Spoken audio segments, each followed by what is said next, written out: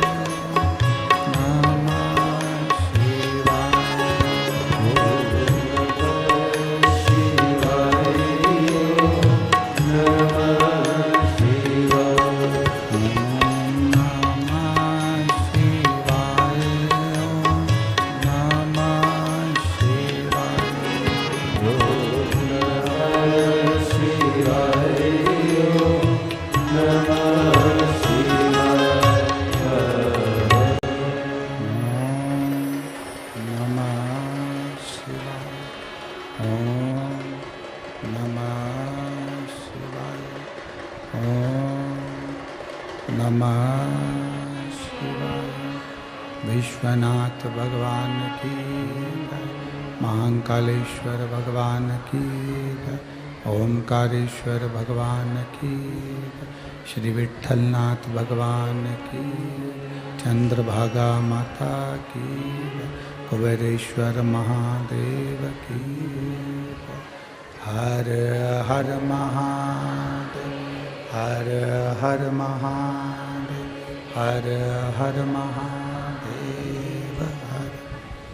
काशी विश्वनाथ ओगरदानी त्रिकालदर्शी कैलाशी अविनाशी भगवान शिव, जिनकी पुनीत पावन शिव महापुराण की कथा संपूर्ण विश्व के कल्याण हेतु बाबा देवाधिदेव महादेव की कृपा से श्रवण करने का सौभाग्य आप और हमको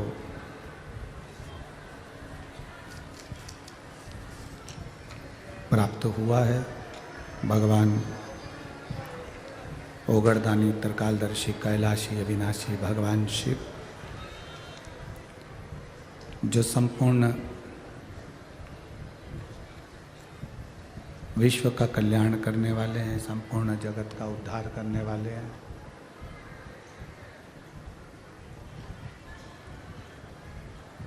कथा मंडप में विराजमान सभी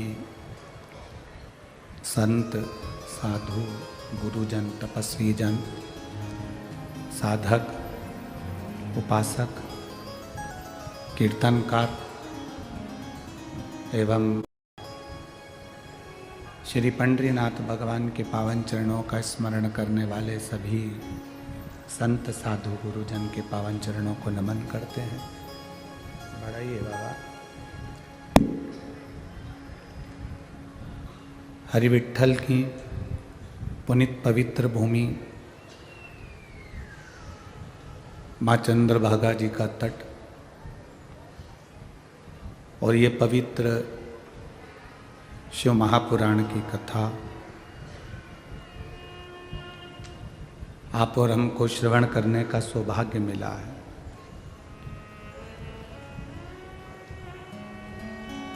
भोजन भंडारे को सुचारू रूप से लाखों भक्तों के लिए हरि विट्ठल की कृपा से संचालित कर रहे श्री संजय बंडू जी जादव,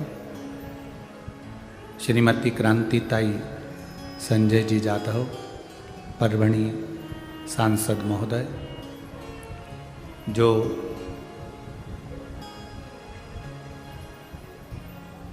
वारकरी संप्रदाय से नित्य जुड़े हुए हैं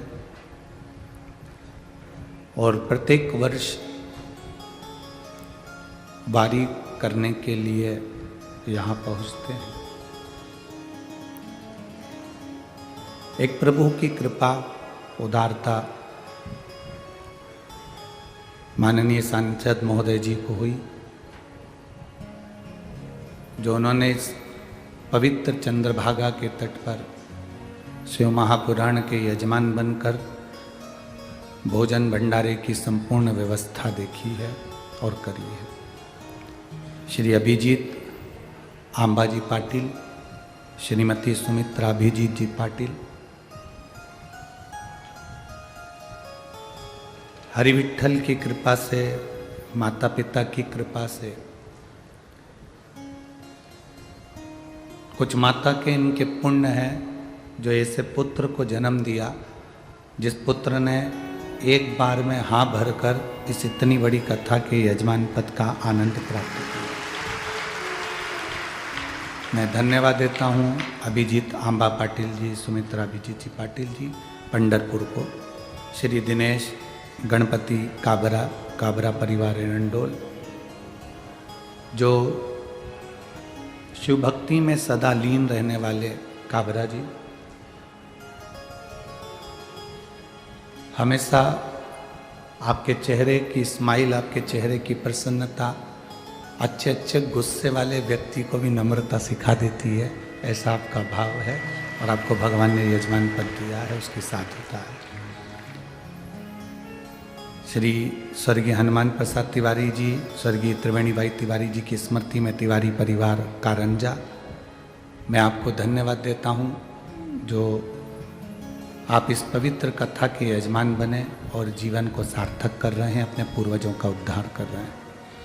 शिव शंकर राव साहब बिराजदार पुणे से, मैं आपको धन्यवाद देता हूँ जो शिव कृपा से आप इस कथा के यजमान बने और भगवान की कृपा आप पर हुई।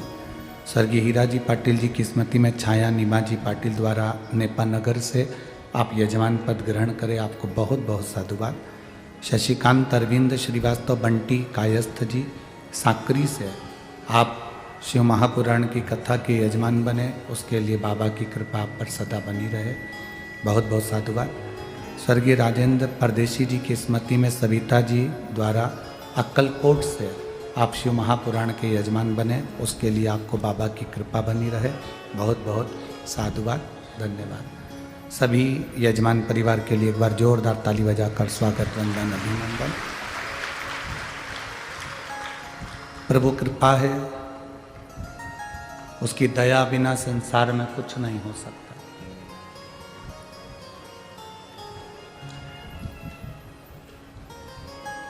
स्वयं उसके भजन का बल, उसकी भक्ति का बल इतना प्रबल होता है कि वो भजन के बल पर अपने भक्त को अपने गले से लगा लेता।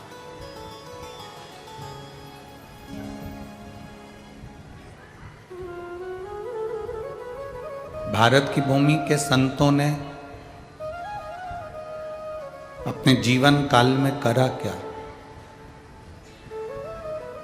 भारत की भूमि के संतों ने अपने जीवन काल में एक सबसे बड़ा कार्य करा कि प्रत्येक जीव के हृदय में भक्ति का संचार करा और हरि विठ्ठल का दर्शन उनके दिल में ही करा दिया।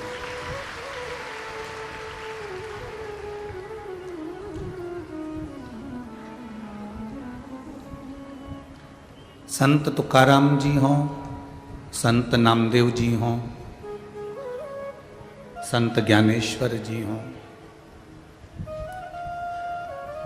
संत रामकृष्ण परमहंस जी हों, चैतन्य महाप्रभु जी, श्रीमद् वल्लभाचार्य जी, श्री रामानुजाचार्य जी, श्री निम्बार्काचार्य जी, भारत की भूमि के जितने संत हुए, इन्होंने पूरे राष्ट्र को केवल भक्ति का बल प्रदान किया। और वो बल बहुत जरूरी है।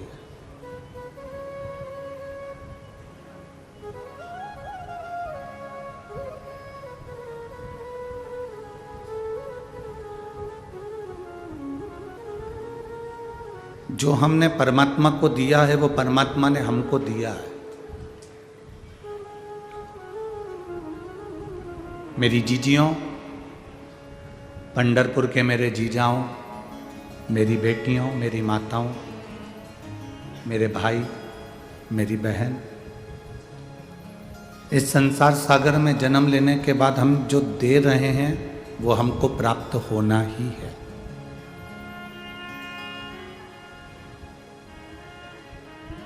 कई लोग आप पर हंसेंगे, कहेंगे क्यों अपना समय बर्बाद करने के लिए जाते हो, 3 घंटे क्यों कथा में जाकर बैठ जाते हो, कीर्तन होता है तो उसमें मंजीरा बजाते रहते हो, मृदंग बजाते रहते हो, क्यों अपना टाइम बर्बाद कर रहे हो? मंदिर जाते हो 1 लोटा जल चढ़ाने के लिए, क्यों अपना समय बर्बाद कर रहे हो?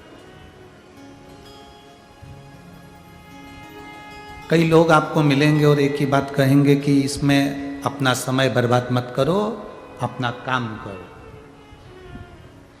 हम कहते हैं, हमने कभी भी अपनी व्यासपीठ से ये कभी नहीं कहा कि तुम अपना घर छोड़ दो या काम छोड़ दो। कभी बोला?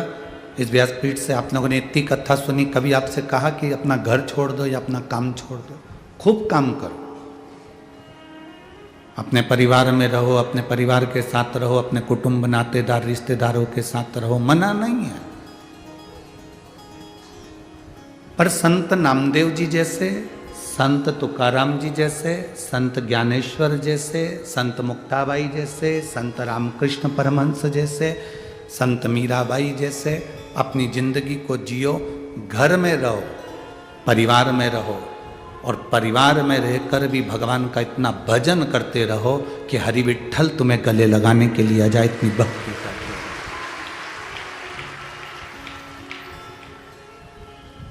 घर छोड़कर संत बने तो क्या बने? संत नामदेव जी अपना घर छोड़कर संत नहीं बने, संत तुकाराम जी अपना घर छोड़कर संत नहीं बने, मीराबाई अपना घर छोड़कर संत नहीं बने, कर्माबाई अपना घर छोड़कर संत नहीं बनी। घर छोड़कर संत बनने की यहां वर्णन किया ही नहीं है, क्योंकि मेरे भोलेनाथ अपना घर कभी नहीं छोड़ते।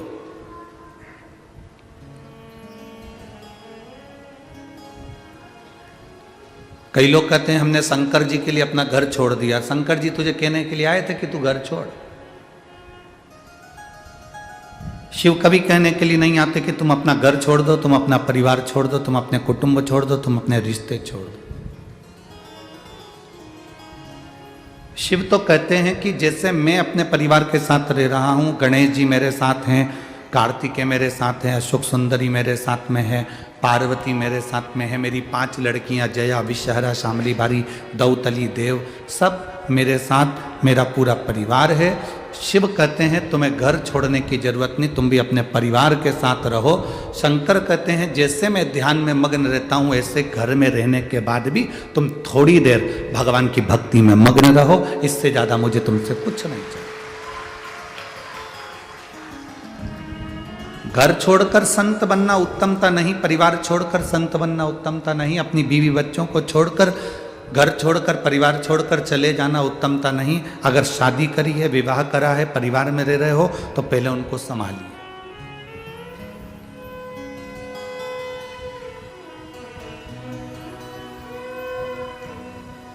अपना साधु जैसा जीवन आप घर में क्यों नहीं जी पाते?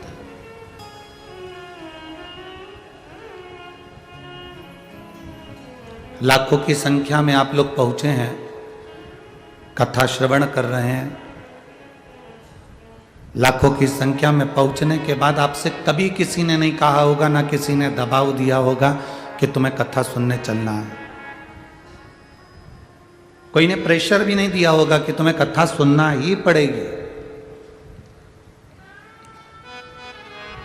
आपने कभी अपनी पड़ोसन से यह कहा कि तुझे 1 लोटा जल चढ़ाने जाना ही पड़ेगा, चाहे कुछ भी हो जाए? नहीं गई तो सोच लेना।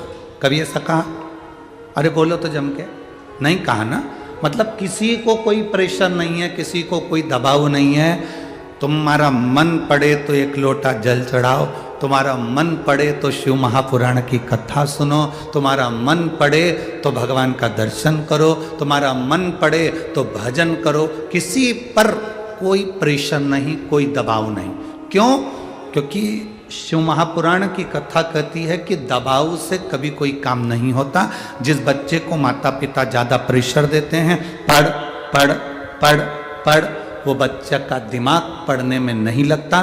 जब माता पिता एक बार उसको दिल से समझा देते हैं, बेटा तेरी पूरी जिंदगी इसी पढ़ाई में है, तुझे दिल से पढ़ना पड़ेगा, उत्तीर्ण होना पड़ेगा, नंबर अच्छे लाना पड़ेंगे, तो बच्चा समझ जाता है और अच्छी पढ़ाई कर कर आगे बढ़ जाता है। उसको समझाना पड़ेगा, प्रेशर नहीं देना, उस पर दबाव नहीं देना है। हमें उसको दबाना नहीं है, हमें उसे प्रेशर में नहीं रखना है।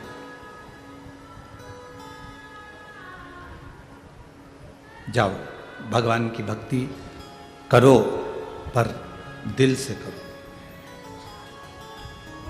हृदय से करो। अपने चित्त से, अपने मन से, अपने स्मरण से, अपनी भक्ति में जितना जितना आप रमोगे, जितना जितना आप भजन करोगे, जितना जितना आप गुणगान करोगे, उतने उतने शिव के करीब होते चले जाओगे, बिना प्रेशर के, बिना दबाव के।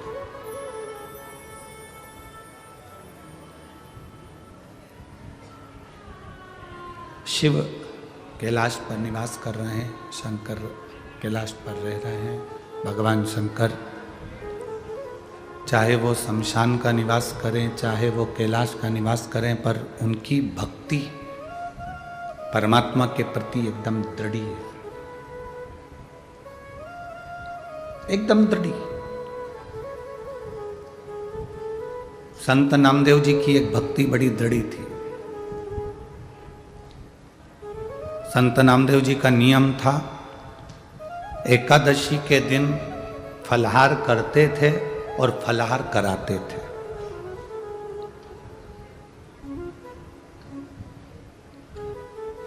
संत नामदेव जी फलाहार करते थे और फलाहार कराते थे।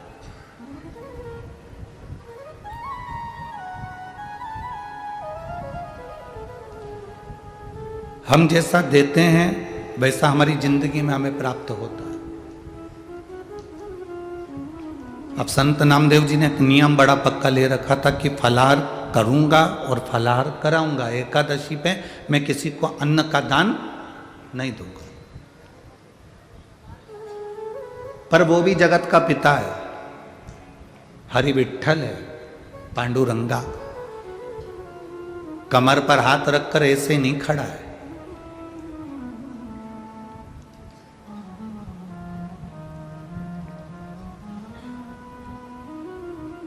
कमर पर हाथ रखकर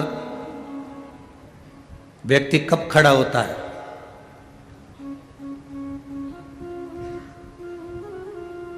जम के तो बोलो। कमर पर हाथ रखकर व्यक्ति कब खड़ा होता है?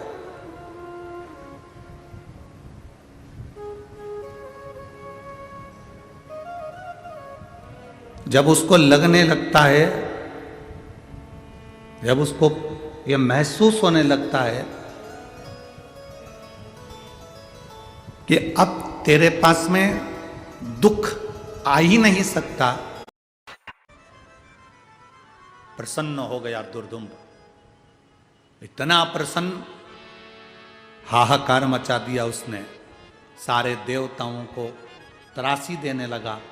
तब भास्कर देव सूर्य नारायण ने आकर कहा, सुन दुर्दुम्ब, तेरे मरने की भी तो कथा सुन ले। तूने वर तो मांग लिया, पर एक बात याद रखना, मान लो तेरा कवच तेरे पास में रहा और तो भी तूने अगर उपद्रव मचाया तो किसी ने 1000 वर्ष तक यदि तप करा होगा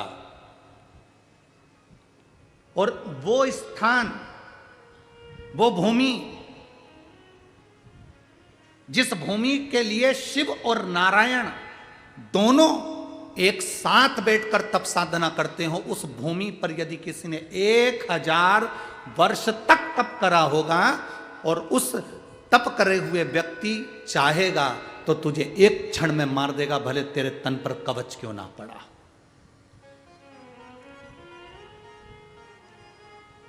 पंढरपुर के सभी माताओं को और मेरी जीजियों को, मेरे जीजाओं को, मेरी बहनों बेटियों को मैं उनके चरणों को दंडवत करता हूँ, उनके चरणों को प्रणाम करता हूँ कि आप उस भूमि पर रहते हो जिस भूमि का बल कितना प्रबल है, ये स्कंद पुराण की कथा कर रही है, ये शिव महापुराण की कथा वर्णन कर रही है।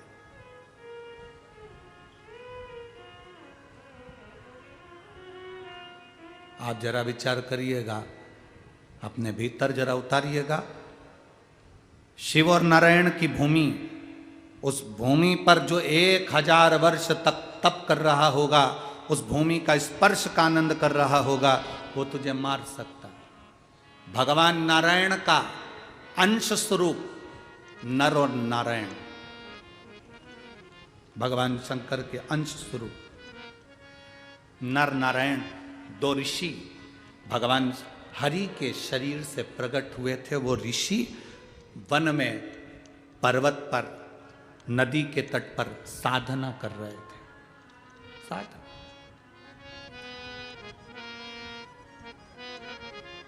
नदी के तट पर साधना कर रहे हैं, वन पर्वत में साधना कर रहे हैं। नर और नारायण दो ऋषि, दो साधु, दो तपस्वी, दो साधक, दो उपासक, दो मुनिवर, दो ऋषि साधना में लीन। और वर था दुर्दुम्ब को 1000 वर्ष जिसको तप साधना में हो जाएगा वो तेरे प्राणों को हर लेगा। दुर्दुम्ब ने पता करा, जरा मालूम करो, कोई का 1000 वर्ष तक तप तो नहीं हुआ? देखो जरा, मालूम करो, कोई 1000 वर्ष तक तप तो नहीं कर लिया? जरा मालूम करिए। मालूम करने के लिए सब गए, मालूम कर आए तो क्या मालूम करा कि दो ऋषि हैं जो पर्वत कंदराओं में बैठकर तप कर रहे हैं। एक का नाम नर है, दूसरे का नाम नारायण है। और दुर्दुम्ब को मालूम पड़ा कि ये तप कर रहे हैं और इनका तप करने से मैं मर जाऊंगा, थोड़ा सा समय बचा है, एक काम करता हूं, इन्हीं को मार देता हूं। तुरंत दुर्दुम्ब अपनी सेना लेकर नर नारायण के पास गए। जैसे ही नर नारायण के पास गए तो नर नारायण में से उसी समय पर नर उठे, पर नारायण तो तप करने में लगे रहे, क्योंकि इनको मालूम था 1000 वर्ष तक तप कर लेंगे तो इस दुर्दुम्ब मर जाए। नर उठ गए, ललकारा जब दुर्दुम्ब ने तो नर उठे, युद्ध प्रारंभ हुआ। युद्ध प्रारंभ हुआ तो नर ने उस दुर्दुम्ब के शरीर पर जो कवच था उसको काट दिया। कवच काटते से नर मर गया, ऋषिवर मर गए। जैसे ऋषि मरे, दुर्दुम्ब प्रसन्न होकर नारायण ऋषि पर प्रहार करने के लिए उठा। जैसे ही नारायण ऋषि उठे, नारायण ने देखा कि नर ऋषि मर चुके हैं, इसका कवच कटा, इसलिए मर गए, क्योंकि इसको वर जो कवच काटेगा वो मरेगा, तो इसीलिए मर गए। उन्होंने तुरंत अपनी विद्या से नर को जीवित करा। नर तपस्या करने के लिए बैठ गए और नारायण के साथ में दुर्दुम्ब का युद्ध हुआ। जो युद्ध हुआ, दुर्दुम्ब के शरीर पर जो कवच था उसको फिर काट दिया तो नारायण मर गए। जो तप कर रहे थे नर वो उठे, उन्होंने अपनी विद्या से नारायण को फिर जीवित कर दिया, जीवित करा। और दुर्दुम्ब वो तप करने के लिए नारायण बैठ गए, नर फिर युद्ध करने बैठ गए। 99 बार दुर्दुम्ब के शरीर के कवच को काटा है नर नारायण ने। केवल एक बार बचा था सोवा, और वो मरने वाला था। इतनी देर में तो दुर्दुम्ब को लगा कि अब करूं क्या, तो सूर्य नारायण भगवान के पास भागकर उनके रथ के पीछे छुप गया, रथ के पीछे। और रथ के पीछे जाकर जो छुपा तो भास्कर देव ने, सूर्य नारायण ने पूछा, दुर्दुम्ब तुम यहां? हाँ, मेरे 99 कवच कट चुके हैं, ये नर नारायण मुझे मार देंगे।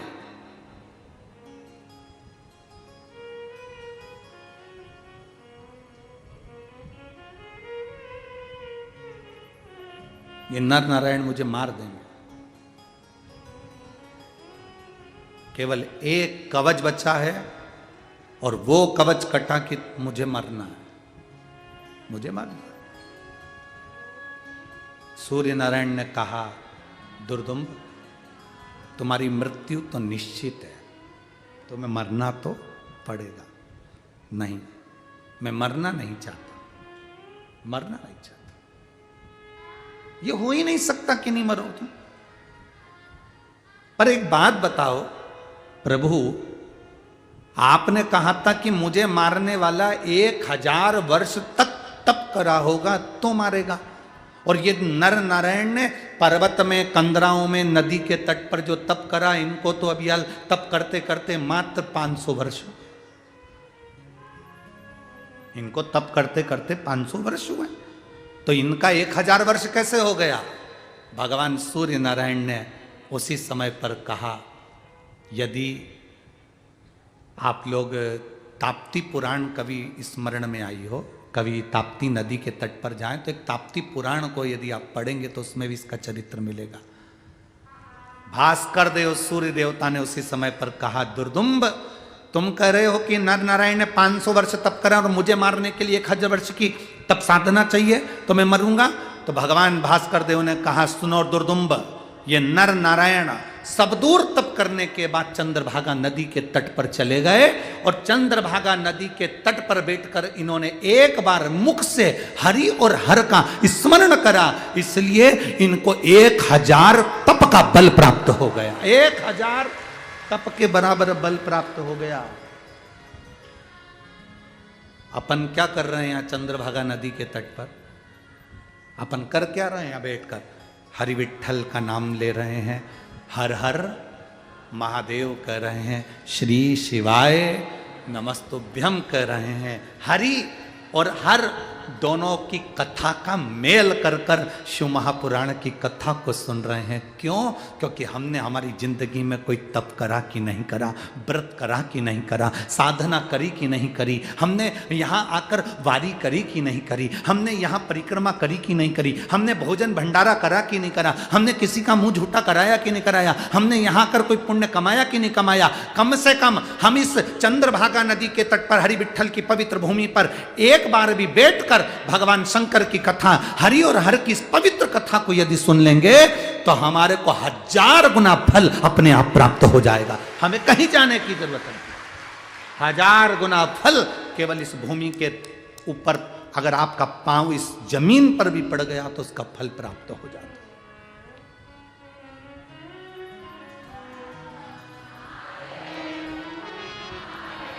अब सुन लो रे पंढरपुर वालों, जरा कान खोल के अच्छे से। आधी कमरिया पे साड़ी आई, अब तुम्हारी बारी। अब तुम अच्छे से सुन भी लेना जरा ध्यान लगकर। 1000 गुना जब यहां पुण्य मिल सकता है तो तुम अगर गलत काम करोगे तो 1000 गुना पाप भी तो मिल सकता है। जब पुण्य भी बढ़कर मिल सकता है तो पाप भी तो बढ़कर मिलेगा। इसलिए पंढरीनाथ की इस पवित्र भूमि पर जब तक रहना, पंढरपुर की भूमि पर जब तक रहना, चंद्रभागा के तट पर जब तक रहना, जब तक आप व्यापार करो मना नहीं, आप नौकरी करो मना नहीं, आप सर्विस करो मना नहीं, आप जो कार्य करना है करो मना नहीं, पर इतना जरूर याद रखना तुम्हारे प्रत्येक कार्य में हरि विठ्ठल का नाम, महादेव का नाम लेते रहना। क्यों? क्योंकि अगर हमारी जिंदगी में हमने कोई पाप भी करा होगा तो मेरा पांडुरंगा तुम्हें माफ करता हुआ चलेगा, माफ करता हुआ चलेगा।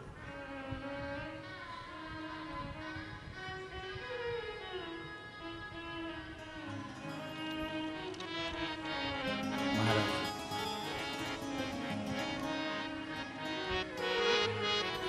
उसका स्मरण करते हुए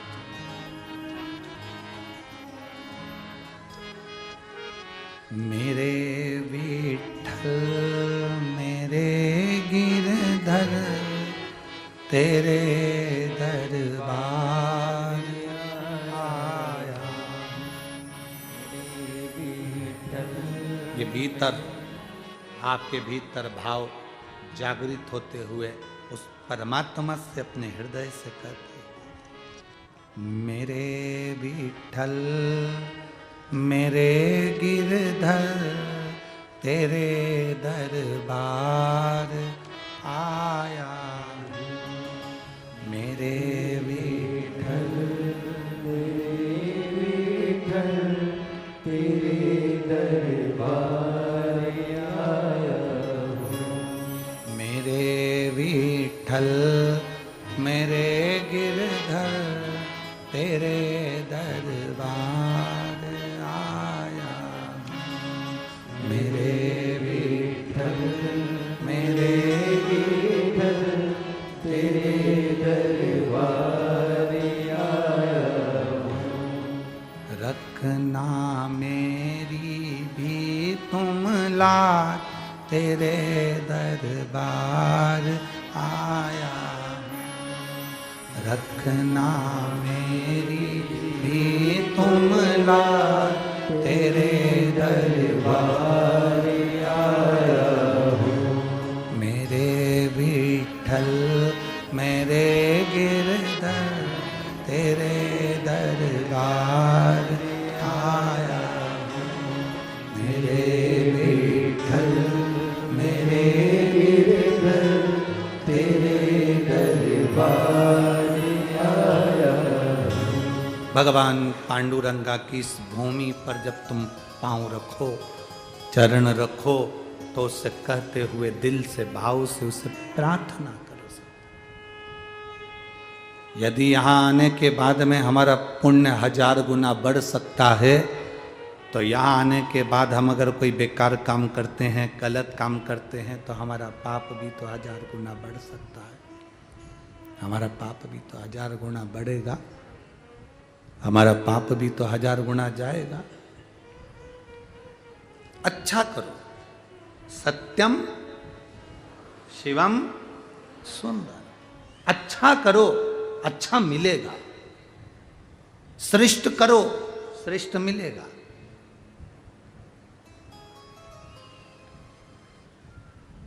एक संकल्प नामदेव जी को हरि विठ्ठल से मिला देता। सूर्य नारायण भगवान ने कहा, दुर्दुम्ब, ये नर नारायण तुझे मार सकते हैं क्योंकि इनको 1000 गुना फल प्राप्त है चंद्रभागा के तट का। चंद्रभागा के तट का 1000 गुना फल प्राप्त है। मैं आपकी शरण आ गया हूं, अब मेरी रक्षा करो।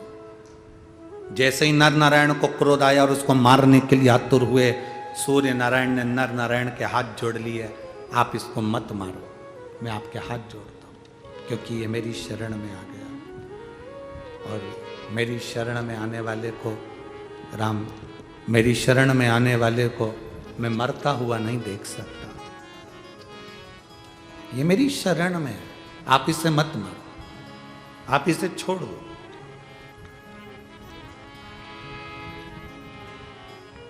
नर नारायण ने कहा, सूर्य नारायण आप इसे बचा रहे हो, एक कवच इसके पास में है और एक कुंडल इसके पास में है। हम नर नारायण मां चंद्रभागा का जल हाथ में लेकर इस दुर्दुम्ब को श्राप देते हैं कि ये मृत्यु लोक में कर्ण बनेगा, कर्ण बनकर मृत्यु लोक पर जाएगा। अंत समय में इसका कवच और इसका कुंडल इसके पास में नहीं होगा, तब तुम भी नहीं बचा पाओगे और मरना पड़ेगा, इसको मृत्यु होगी इसकी।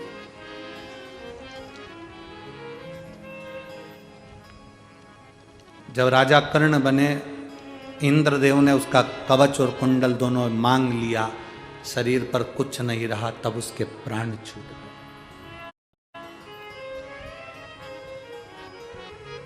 चंद्रभागा नदी के तट पर चल रही पंढरपुर की यह पवित्र शिव महापुराण की कथा, हरिहर विठ्ठल शिव महापुराण की कथा में आज एक बात अपने भीतर लेकर जाना, अपने हृदय में उतार कर लेकर जाना। स्वयं नर नारायण ने भास्कर देव से कहा, सूर्य नारायण आपने तो केवल एक दुर्दुम्ब को कवच दिया है, पर मेरा महादेव, मेरा शिव अपने नयन के अश्रु से जो रुद्राक्ष उत्पन्न करा है उसने, वो रुद्राक्ष तो संसार के प्रत्येक मनुष्य का कवच है।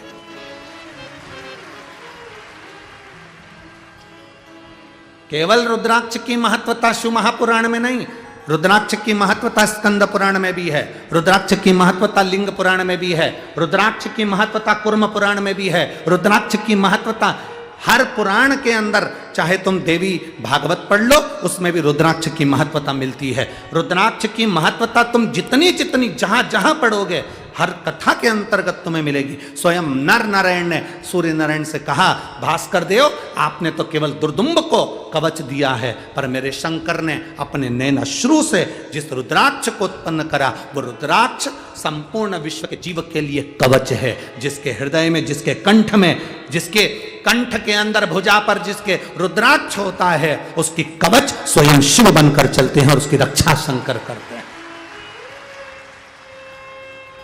शिव देता है सुख आनंद की अनुभूति कर। एक पत्र है, देखिए,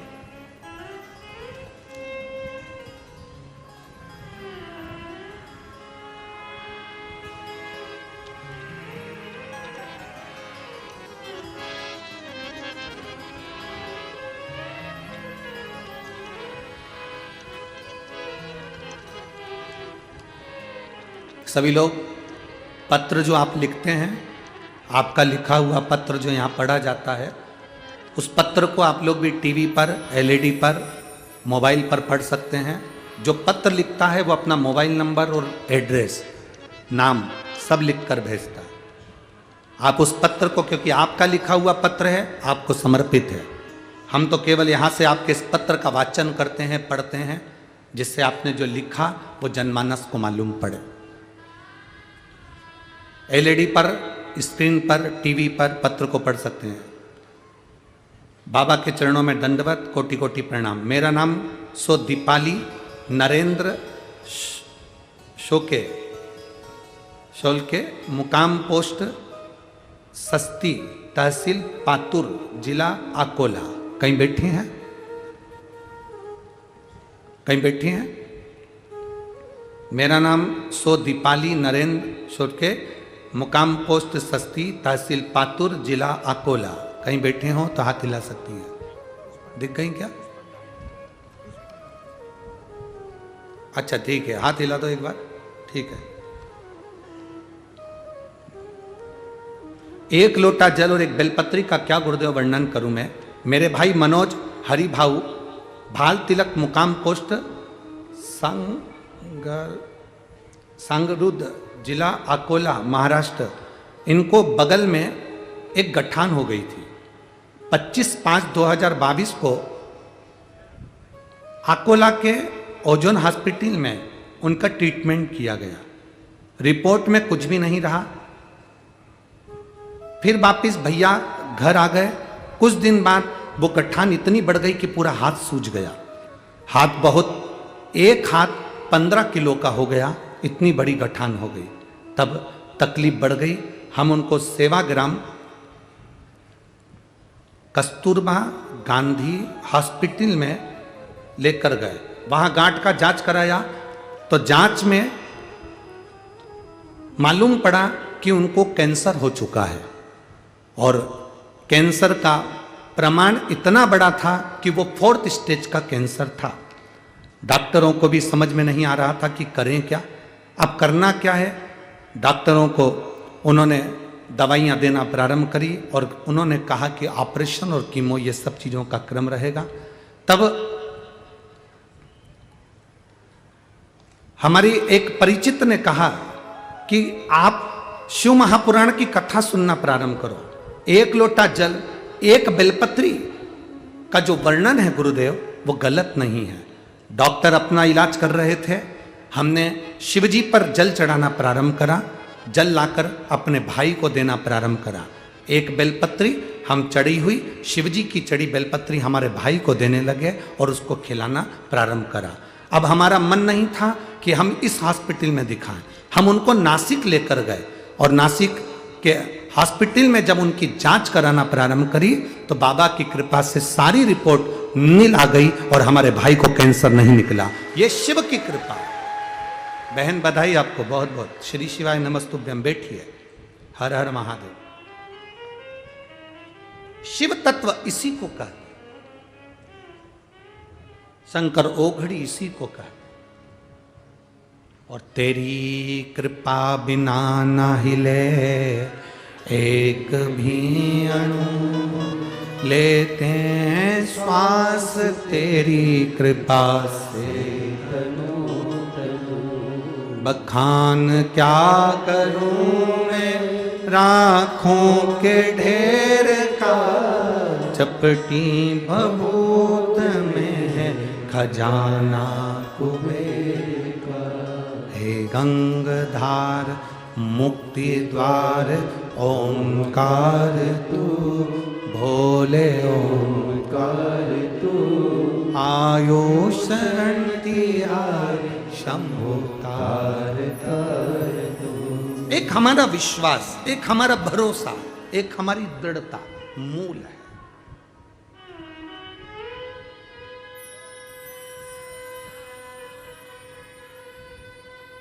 आप लोगों ने 1 लोटा जल स्वयं चढ़ाया, बेलपत्र स्वयं चढ़ाई। हमारे पास में ना कोई तंत्र है, ना मंत्र है, ना हमारे पास कोई भभूति है, ना हमारे पास कोई बेल है, ना हमारे पास कोई श्रीफल है जो हम आपको कुछ दे दें। हमारे पास तो केवल शंकर का नाम है। आप जितना जपोगे, जितना भजोगे और दिल से अगर 1 लोटा जल शिव जी को चढ़ाओगे, सियोर वाला महाराज भले तुम्हारे पास आए ना आए पर मेरा महादेव तुम्हारे पास पहुंचेगा जरूर, ये निश्चित है। मेरा शिव तुम्हारे करीब में पहुंचेगा, ये निश्चित है। मेरा शंकर तुम्हारे। एक पत्र और आया, बड़ा सुंदर है, देखिए।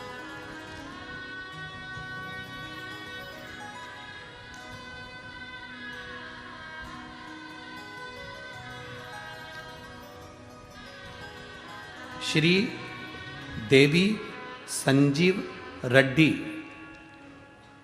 श्री देवी संजीव रेड्डी, नारायणपुर बाड़ी, तालुका बसव कल्याण, डी बिदर, कर्नाटक से हूँ। कहीं बैठी हैं? कहीं बैठी हों तो हाथ हिला सकती हैं।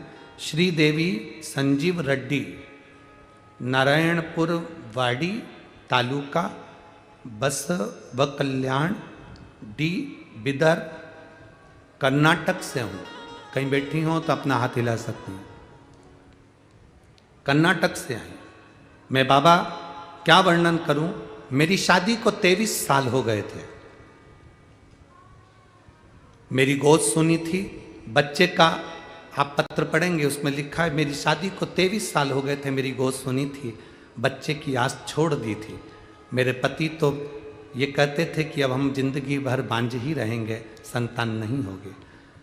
सारे डॉक्टरों को दिखाया, सारा इलाज करवाया। मेरे पति ने तो बच्चे की आस भी छोड़ दी। गुरुदेव, जब मैं टीवी पर पुराण देखकर सफेद आंकड़े की जड़ का उपयोग किया और 2 महीने तक गर्भ धारण नहीं हुआ। मेरे पति ने कहा, क्यों व्यर्थ के काम करती है, संतान नहीं हो सकती। 23 साल हो गए शादी को। बाबा, पर शिव शिव है, सारी समस्या का हल एक लोटा जल। मैंने शिव जी को चढ़ाना प्रारंभ करा, जल आचमन करना प्रारंभ करा। 1.5 महीना निकला, शिव जी का जल पीते पीते बाबा की कृपा से मेरा गर्भ ठहर गया। और बाबा गर्भ ठहरा, पर गर्भ ठहरने के 2 महीना, जब गर्भ ठहरा, गर्भ ठहरने के केवल 2 महीना निकले थे और 2 महीने बाद मेरा गर्भ फिर गिर गया। 23 साल के बाद तो बाबा ने संतान दी थी और मेरा गर्भ वापस गिर गया। अब मन में खलबली होने लगी, आस जगी। 23 साल से एक बार भी गर्भ नहीं ठहरा था, कम से कम 23 साल बाद गर्भ तो ठहरा। आस जगी, मेरा बच्चा तो चले गया। हमने ऑपरेशन करवा लिया सफा। तब बाबा, हम पति पत्नी ने विचार करा कि अब कुछ भी हो, हमको कुबेरेश्वर धाम जाना है। हम गुरु पूर्णिमा के दिन कुबेरेश्वर धाम पहुँचे। गुरु पूर्णिमा का आयोजन चल रहा था, वहाँ जाकर हमने गुरु दीक्षा ली, कंकर शंकर की पूजन करी, बाबा को प्रार्थना करी और वहाँ से रुद्राक्ष लेकर आ गए। रुद्राक्ष का जल शिव जी को चढ़ाते, पीना प्रारंभ करा। हम बाबा का क्या वर्णन करें। केवल 4 महीने बीते थे, फिर मेरा गर्भ ठहर गया। गर्भ ठहरने के बाद बाबा की कृपा से 19 अप्रैल 2023 को 23 साल के बाद मेरे यहाँ पुत्र रत्न की प्राप्ति हुई है। मैं बाबा को यहाँ प्रणाम करने के लिए आया। 23 साल के बाद मेरे बाबा ने मुझे बच्चा दिया। हमारे घर में किलकारी की आवाज आई, गुरुदेव प्रणाम। इन्होंने एक लाइन अच्छी लिखी है, हम तो बाबा के भरोसे चलते हैं, बाबा के भरोसे चलते हैं। श्रीदेवी संजीव रेड्डी, नारायणपुर वाड़ी, तालुका बसव कल्याण, बिदर, कर्नाटक। शिव तत्व इसी को कहा गया। आप जितनी भक्ति कर रहे हो, आप जितना विश्वास कर रहे हो, उतने विश्वास से मेरा बाबा आपका साथ देता है। बस एक निवेदन, एक सूप होता है, सूप देखा है आप लोगों ने? ऐसा सूप पड़ा होता है जिसमें लोग ऐसा ऐसा फटकते हैं। क्या बोलते हैं उसको? सूपा, सुपड़ा, छाजड़ा, सुपा, ठीक है, जो तुम समझ लो। पर ऐसा रहता है, लड़के के आगे फड़क दो तो वो दहेज नहीं लाता। सुपड़ा। और एक होती है चलनी, दोनों का काम एक ही है। सूप का काम भी कचरा साफ करने का और चलनी का काम भी कचरा साफ करने का, पर दोनों में काम एक है, अंतर जमीन और आसमान का। सूप कचरे को फेंक देता है, अच्छे अच्छे दाने को अपने पास रख लेता है। चलनी अच्छे अच्छे दाने को फेंक देती है, कचरे को अपने पास रख लेती है। काम एक है। सूपड़े का काम भी एक है, सूप का काम भी एक है और चलनी का काम भी एक है। सूप का काम भी कचरा साफ करने का है, चलनी का काम भी कचरा साफ करने का है। सूप कचरे को फेंक कर अच्छा अच्छा अपने पास रखता है, चलनी अच्छे अच्छे को फेंक कर कचरा अपने पास में रख लेती है। बस अपनी जिंदगी में एक बात उतार कर रखना, हमें बनना है सूप, हमें चलनी नहीं बनना। चलनी बन जाएंगे तो लोगों की निंदा, बुराई, चुगली अपने अंदर रखते जाओगे और भगवान का भजन छोड़ते जाओ। हमें सूप बनना है। सूपड़ा जो होता है वो अच्छाई अपने पास में रखता है, कचरा फेंक देता। कोई निंदा करे फेंक दो, कचरा अपने पास नहीं रखना।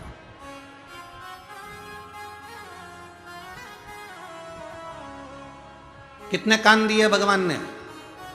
जम के बोलो, 2। काहे के लिए दिए? कोई निंदा करे तो यहां से सुनो, यहां से निकाल दो। कथा सुनो तो दोनों कान से सुन के अंदर उतार लो।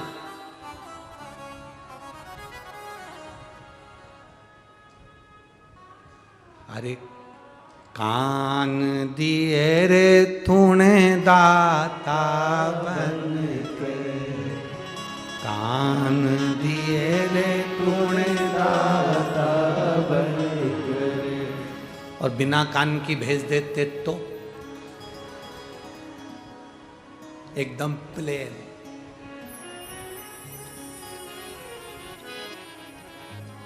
कभी नहीं कथा सुनो, हे भगवान कभी नहीं कथा सुनी मैंने। विठल मैंने अवगुण बहुत कियो, और नेत्र दिए रे तूने दाता बन, कभी नहीं दर्श कियो प्रभु जी मैंने अवगुण बहुत किए। क्या करा इन नेत्रों से? दिन रात मोबाइल देखा, कुछ नहीं। फिर हाथ दिए रे तूने दाता बन कर, कभी नहीं सत्संग। जब सत्संग में हाथ नहीं हिले तो भगवान ने कह दिया बूढ़ा पान दे, दिन रात हिलवाऊंगा। अंध बूढ़ा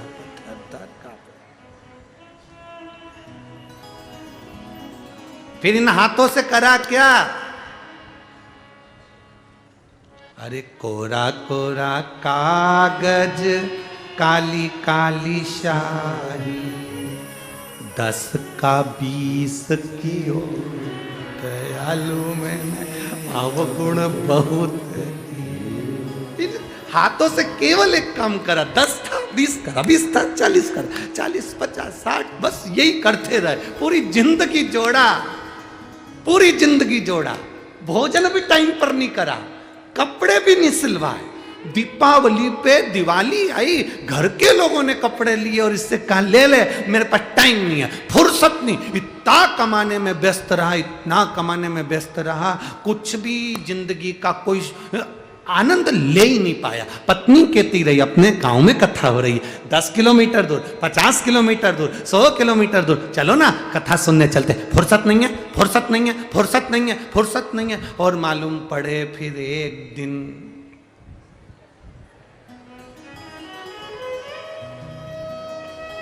घर के लोग 13 दिन फुर्सत में।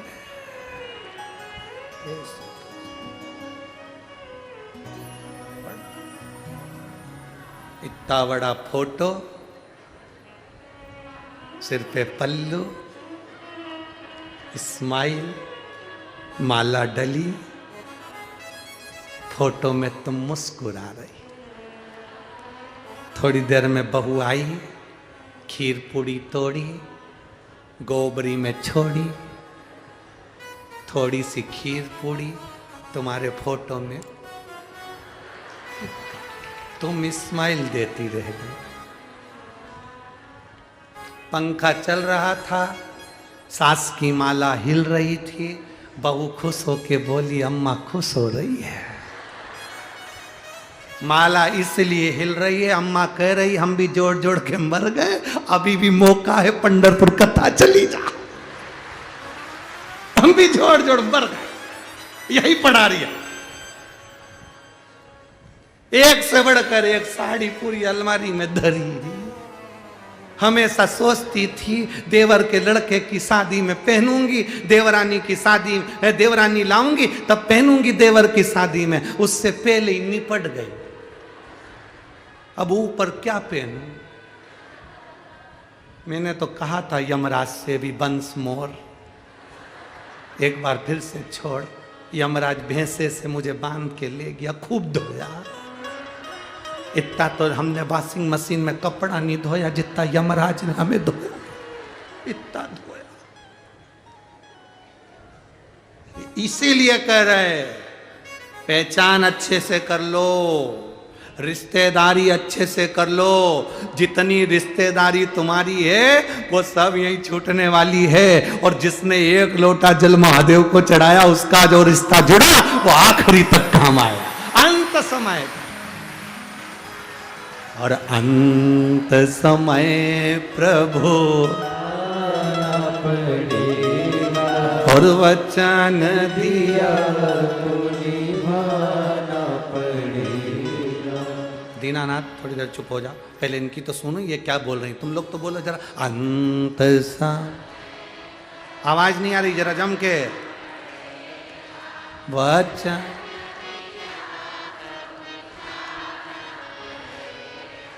आए कुटुंब का अंत समय प्रभु। बहुत जोरदार, बढ़िया, जोरदार गाए हो, बहुत अच्छा।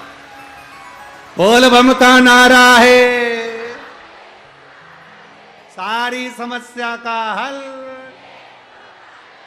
शिव तत्व की प्राप्ति। बस यही हमें उसको पुकारना, उससे संबंध जोड़ना है। कोई तुमसे कहे हमारी पहचान कलेक्टर से है, कोई तुमसे कहे हमारी पहचान इंजीनियर से है, कोई कहे हमारी पहचान डॉक्टर से है, तुम भी कह देना हमारी पहचान महाकाल से है। एक पत्र है, देखो।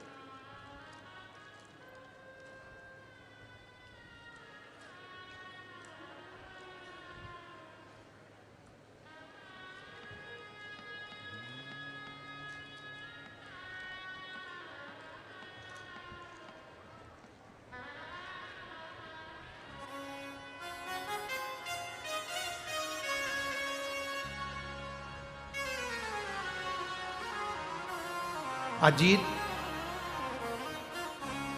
नेमचंद बहसाले, अजीत नेमचंद बहसाले, उम्र है 65 साल, मुकाम लातूर, तहसील जिला लातूर। कहीं बैठे हैं का?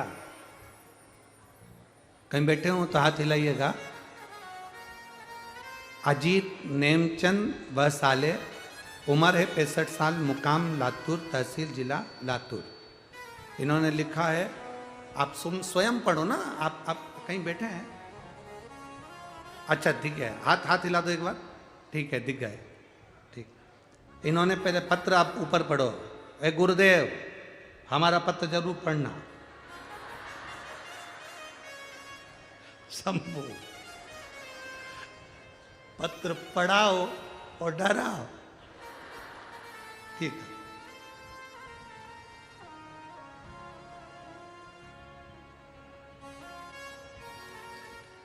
पत्र बहुत जोरदार लिखा, ने मोबाइल नंबर भी बहुत बड़ा लिखा। वो मोबाइल नंबर लिखा तो लिखा, लिख दिया, जिसको जरूरत हो मेरे से बात कर लेना। जोरदार। भोले बाबा के चरणों को मैं प्रणाम करूं, दंडवत करूं। मेरा नाम अजीत नेमचंद वैसाले, 65 साल का हूँ, लातूर महाराष्ट्र का रहने वाला हूँ। गुरुदेव, एक लोटा जल सारी समस्या का है, इसका मैं खुद वर्णन करूँ। मुझको 1990 से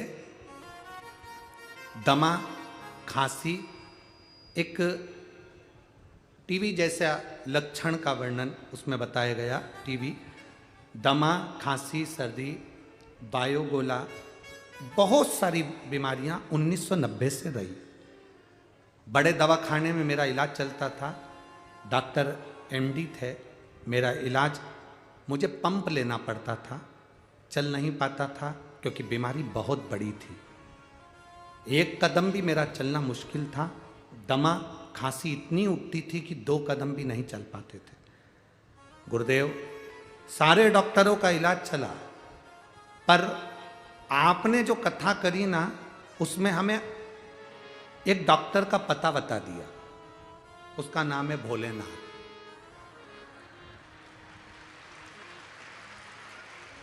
आप कहते हो कि एक लोटा जल शंकर जी को देते हैं, हम कहते हैं जल नहीं देते, वो हमारा हाथ पकड़ के चेक करता बीमारी क्या है। तुम हो कहां, पहले तो ये बताओ। दिख रहे हैं, दिख रहा है? प्रणाम हो। जोरदार पत्र लिखा है, 65 साल की आयु है।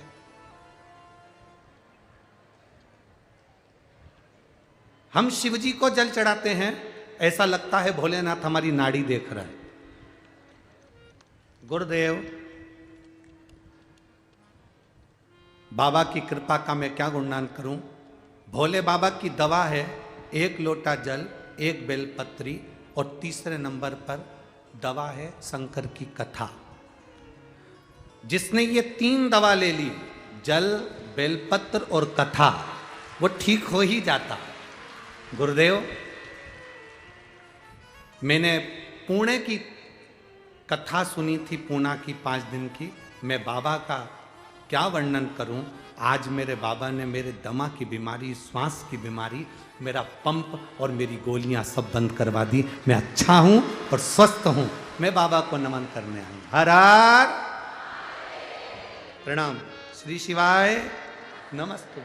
शिव तत्व इसी को कहते। बैठिए, ओ घड़ी है शंभु।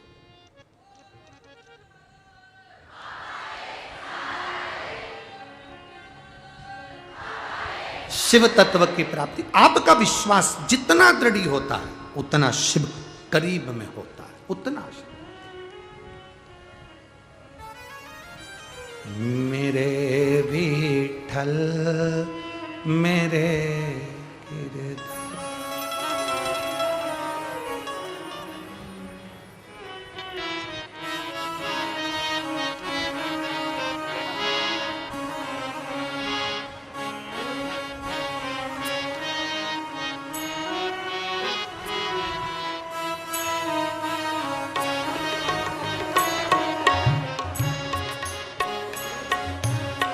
सब गाएंगे बड़े भाव से।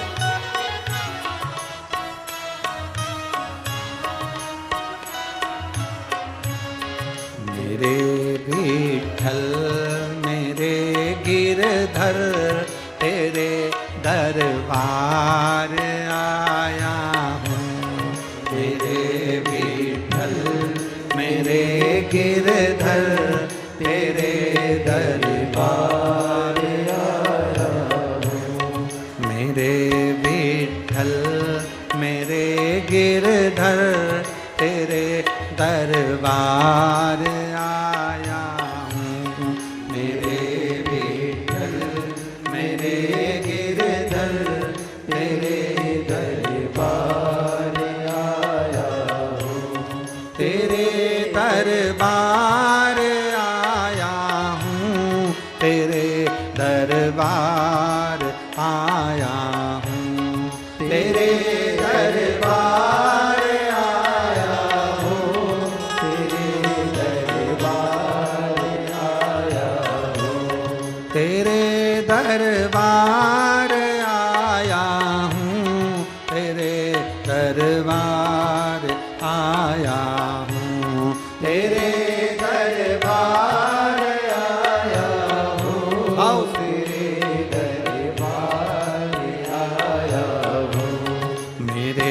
विठल मेरे गिरधर, तेरे दरबार आया हूँ।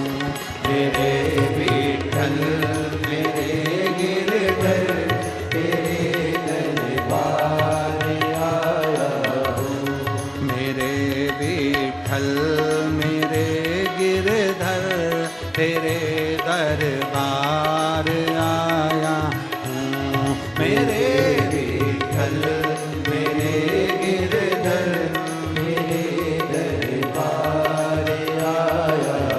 शंभो।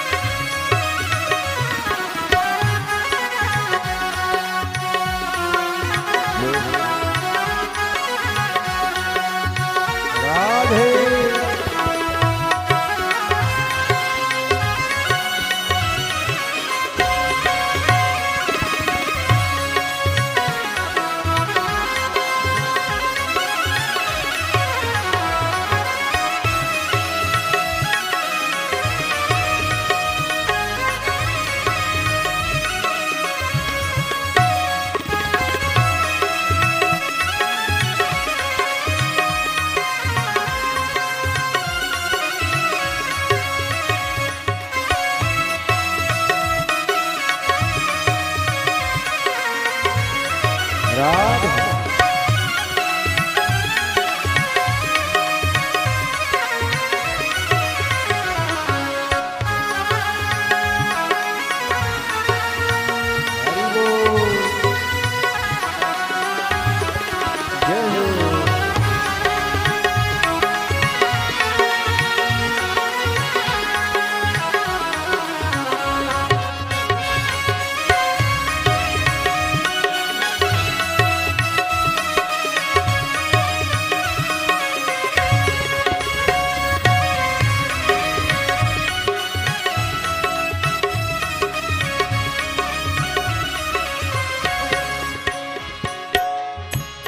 लगाए प्रीत कुब्जा से उसे मझधार ना छोड़ा।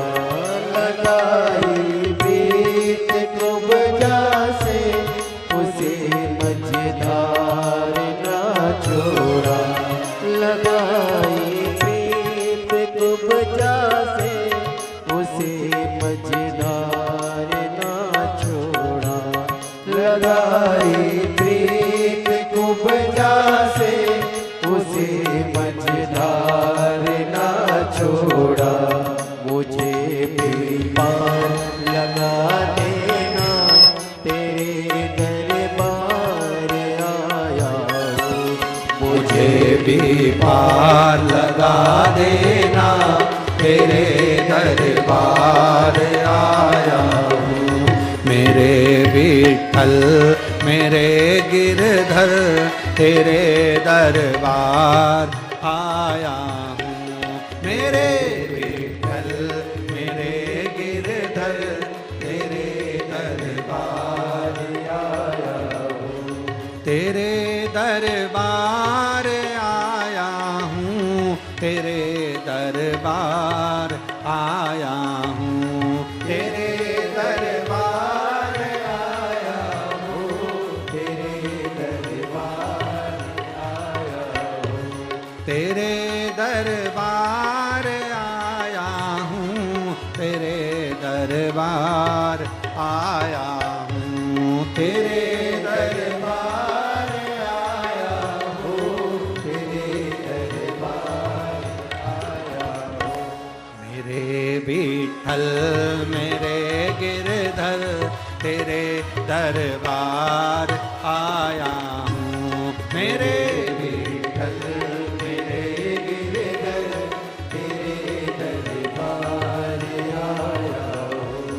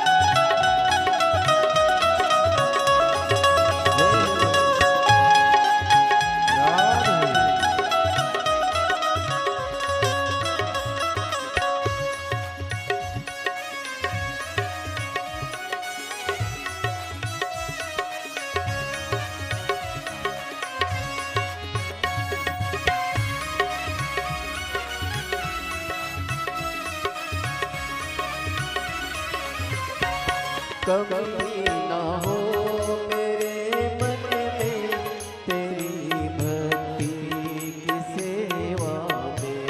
कमी ना हो मेरे मन में तेरी भक्ति की सेवा में। कमी ना हो मेरे मन में तेरी भक्ति की सेवा में।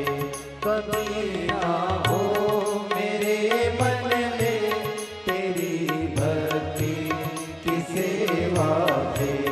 करूँ हर पल तेरी सेवा मैं ये अरदास लाया हूँ। करूँ हर पल तेरी सेवा मैं ये अरदास लाया हूँ। मेरे विठ्ठल मेरे गिरधर तेरे दरबार आया हूँ। मेरे विठ्ठल मेरे गिरधर तेरे दरबार आया हूँ।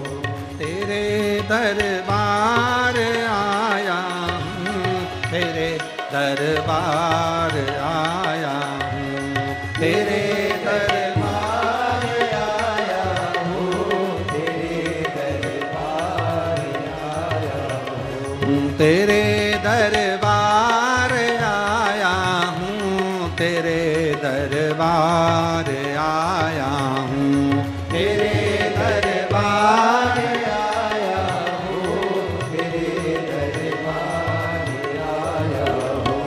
मेरे विठ्ठल मेरे गिरधर तेरे दरबार आया हूँ। मेरे विठ्ठल मेरे गिरधर तेरे दरबार आया हूँ। मेरे विठ्ठल मेरे गिरधर तेरे दरबार आया हूँ। मेरे विठ्ठल मेरे गिरधर तेरे दरबार आया हूँ। हार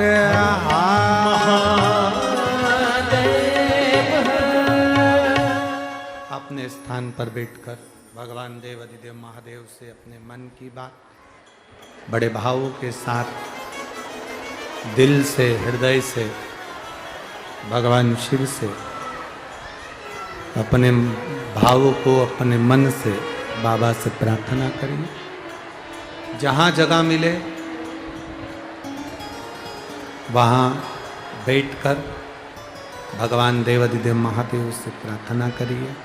दिल से निवेदन करिए, दिल से बाबा से कहिए, बाबा आपके मन के मनोरथ पूर्ण करे। ये भाव व्यक्त करते हुए भगवान शिव से करें।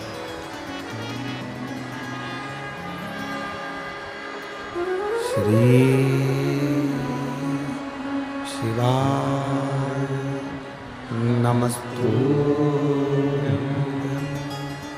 श्री शिवाय नमस्तुभ्यं। श्री शिवाय नमस्तुभ्यं। श्री शिवाय नमस्तुभ्यं। श्री शिवाय नमस्तुभ्यं। श्री शिवाय नमस्तुभ्यं। भोला सब दुख काटो ओ भोला सब दुख काटो।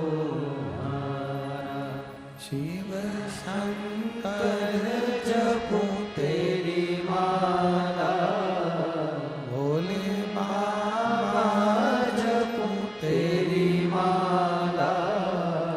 भोला सब दुख काटो मारा, ओ भोला सब दुख काटो मारा। वेश मंगल मंगल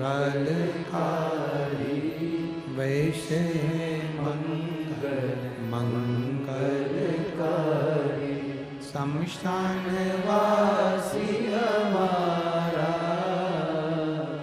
शमशान वासी हमारा, ओ भोला सब दुख काटो हमारा, ओ भोला सब दुख काटो हमारा। शिव कथा कर रही है, भगवान शंकर का संवाद कर रहा है, शिव महापुराण वर्णन कर रही है, भगवान शिव की कथा कर रही है। आपका करा गया भरोसा कभी टूटता नहीं। जो आपने दिया है देवाधिदेव महादेव को, वो महादेव आपको देते जरूर है। आपने शिव जी को समय दिया तो आपकी दुख की जो घड़ी होगी, उस दुख की घड़ी में भी महादेव कैलाश छोड़कर आपको समय देने के लिए जरूर आएंगे, निश्चित।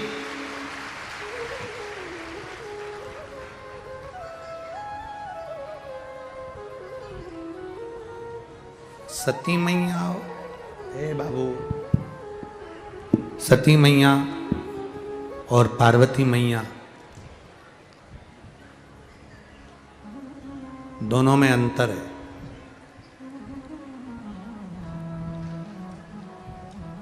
सती का ही अवतार पार्वती जी हैं, सती का ही एक स्वरूप माता पार्वती है। दोनों में एक बड़ा अंतर है सती मैया और पार्वती मैया में।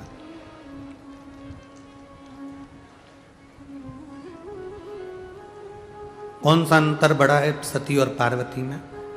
सती मैया, शिवजी सती मैया को अपने साथ रखना चाहते थे कि मैं कथा भी सुनूं तो सती मेरे साथ बैठे, सती मेरे साथ बैठकर कथा सुने, सती हमारे साथ बैठकर कथा श्रवण करे, ये शिवजी चाहते थे।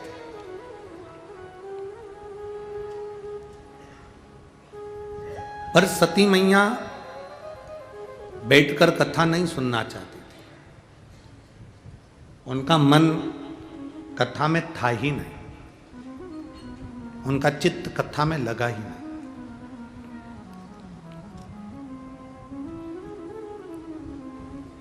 पार्वती और सती में,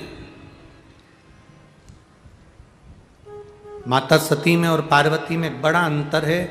सती मैया शिवजी के साथ में बैठकर कथा नहीं सुनना चाहती थी और पार्वती मैया कथा में इतनी रमी रहती थी कि शंकर जी का हाथ पकड़कर अमरनाथ की गुफा में बैठकर कथा सुनना चाहती थी।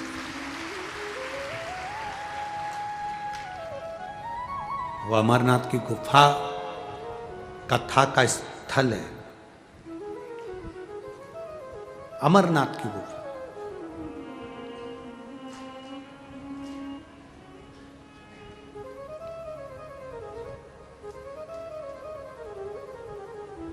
एक पत्र में एक भाई ने लिखा, भगवान को कौन कौन सी भाषा आती है? हमें मालूम था ये यहीं का पत्र होगा। भगवान को कौन कौन सी भाषा आती है? नाम नहीं लेना चाहते क्योंकि उसने लिखा है मेरा नाम मत बोलना। हमारा क्या जाए, कुछ कुछ पत्र तो ऐसे आते हैं, एक मराठी में पत्र लिख दिया, हम कहाँ जाने, अब बताओ। अब उसने लिखा तो है, एक ही पत्र आया मराठी में, कोई मराठी पढ़ना जानता हो तो आओ तो जरा, आओ जरा माइक दो, पढ़ो तो जरा, हम भी तो सुने कि क्या लिखा। दो चार गारी वारी तो ना दे दी है, पढ़ो तो जरा। पाटिल जी को दो जरा माइक दे दो, पाटिल जी को दे तो पढ़ो माइक में। पहले तो उसका नाम पढ़ना, एड्रेस पढ़ना, फिर पत्र पढ़ना और हमको भी समझा देना का बोली। नाव वर्षा कस्तुरे, मुक्काम पोस्ट तुरुरी, तालुका उमरगा, जिल्हा उस्मानाबाद। फिर तो आहेत अच्छा का? हुआ आपको पत्र पढ़ने को दिया, इतना बड़ा एड्रेस था। ये वर्षा कस्तूरे नाम की महिला है जिसने पत्र लिखा है, जो उस्मानाबाद धाराशिव जिला से है जी। उमरगा तालुका। क्या लिख रही हैं? उन्होंने प्रणाम गुरुदेव जी मैं रोज, मतलब मराठी है, मैं मराठी में बोल दो एक बार तो। गुरुदेव, मी रोज शिव मंदिर जाते, सफाई करून पूजा करते, बाबांचे मी काय वर्णन करू, गुरुदेव किती तितके केले तितके कमीच, आमची परिस्थिती अगोदरच खूप नाजूक होती, आता बाबांच्या कृपेने छान झाली आहे, गुरुदेव माझ्या आईला शुगर आहे, दुसऱ्यापासून माझी आई आजारी आहे, दसऱ्यापासून तिला अशक्तपणा खूप आला आहे, आता 2 पावले टाकायला सुद्धा दम लागतोय, माझ्या आईला गोळी आणि इंजेक्शनची ॲलर्जी आहे, माझी आई दवाखान्यात जाण्यापासून घाबरते। मैं मराठी पूरा पढ़ू? आप पहले मराठी बोलते फिर हमें हिंदी में समझा देना।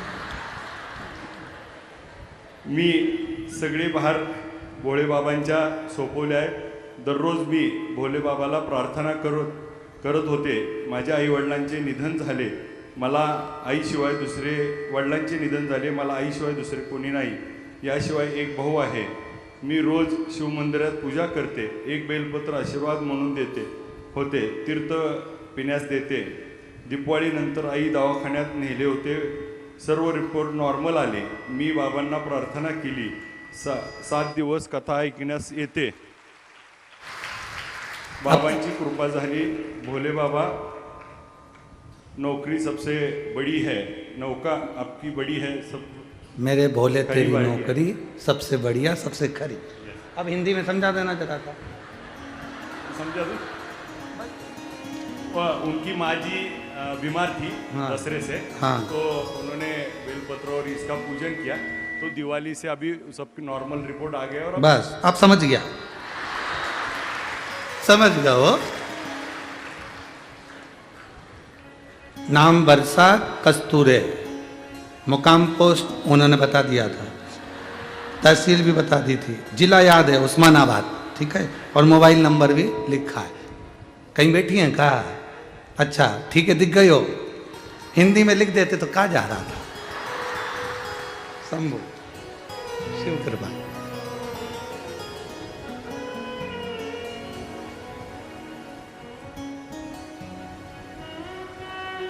फिर भी तुमच्या महाराष्ट्र की जो भाषा है चांगली हो, ठीक है। जय महाराष्ट्र, शिव कृपा बन जाए।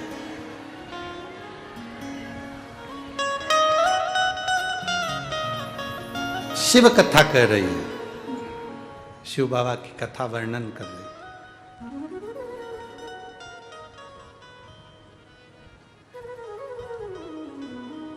हम भगवान शिव से जो शंकर को हम दे रहे हैं वो शिव हमको दे रहे हैं। सती माता और पार्वती माता दोनों में अंतर। सती माता शिवजी के साथ में बैठकर कथा नहीं सुनना चाहती थी और पार्वती मैया शंकर जी से कथा सुनना चाहती थी, इसलिए अमरनाथ की गुफा में जाके बैठ गई।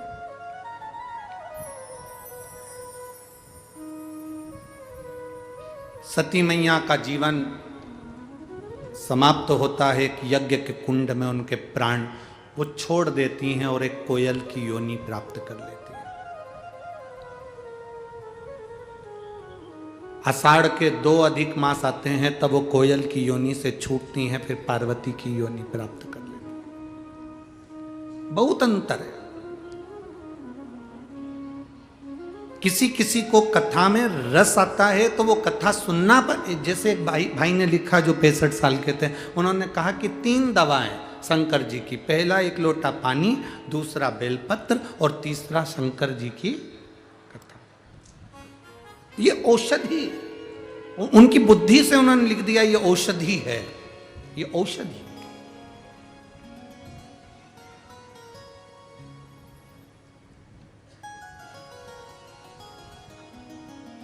अर्थात जिस हम कथा को सुन रहे हैं उस कथा को सुनने पर, उस कथा पर हमारा विश्वास दृढ़ होना चाहिए।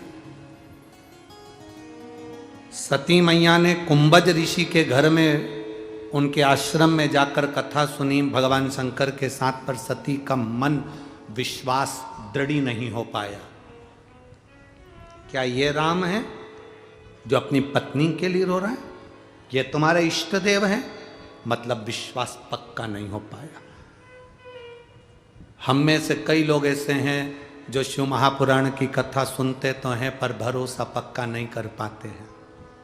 पर जब हम भगवान शंकर पर अगर कथा सुनने के बाद तुमने अपने विश्वास को पक्का कर लिया, कथा सुनने के बाद तुमने अपने दिल को पक्का कर लिया कि अब मेरा महादेव है, मुझे डूबने नहीं देगा, तो मतलब वो डूबने नहीं देगा, यह पक्का। संत ज्ञानेश्वर जी, संत नामदेव जी दोनों राजस्थान की यात्रा करते हुए आ रहे थे और दोनों को बहुत प्यास लगी है, बहुत प्यास। संत ज्ञानेश्वर जी के पास में तप साधना थी। वो कुएं के अंदर गए, पानी पिया, आए। नामदेव जी से कहा, तुम पानी कैसे पियोगे? संत नामदेव जी कहते हैं, कुआं हरि विठ्ठल का है, पानी हरि विठ्ठल का है, शरीर मेरा हरि विठ्ठल का है। प्यास जब शरीर हरि विठ्ठल का है, अंदर हरि विठ्ठल बैठा है, तो प्यास किसको लग रही है? जम के बोलो जरा, हरि विठ्ठल को। जब प्यास हरि विठ्ठल को लग रही है तो व्यवस्था भी हरि विठ्ठल करेगा। करना क्या है? संत ज्ञानेश्वर जी ने कहा, हरि विठ्ठल व्यवस्था करेंगे? हाँ। उनके मस्तक पर शिवलिंग है। शिवलिंग मतलब शंकर, शंकर की जटा में गंगा है। जब हरि विठ्ठल को प्यास लग रही है तो गंगा बोला कर देंगे, उनकी ऊपर निर्भर करता है। इतना तो कहना था और अब आवाज लगाकर नामदेव जी महाराज ने कह दिया, हरि विठ्ठल प्यास लगी है, हरि विठ्ठल। जो कहा, कुएं में उफान भराया, गंगा का जल निकलकर नामदेव जी के सामने आकर सम्मुख में पड़ गया, क्योंकि विश्वास दृढ़ था, भरोसा पक्का था। और मेरे भोले तेरा सहारा है, मेरी नैया का तू किनारा। एक विश्वास दृढ़ हो जाए, एक भरोसा पक्का हो जाए। जब विश्वास दृढ़ होता है, भरोसा पक्का होता है, तो सूखे कुएं में से भी जल निकलकर बाहर आ जाता है, ये निश्चित है। अगर भरोसा पक्का है, विश्वास दृढ़ है, तुम्हारा विश्वास अगर पूर्ण है, तो कुएं से भी पानी आएगा।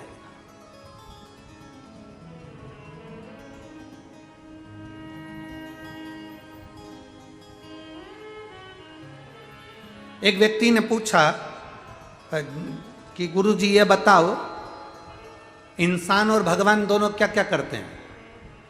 हमने कहा, इंसान 10 मंजिल ऊपर पानी देना है तो मोटर से पानी चढ़ाता है, और भगवान, हमने कहा भगवान नारियल के अंदर पानी भरना है तो नीचे से ऊपर अपने आप चढ़ा देता है।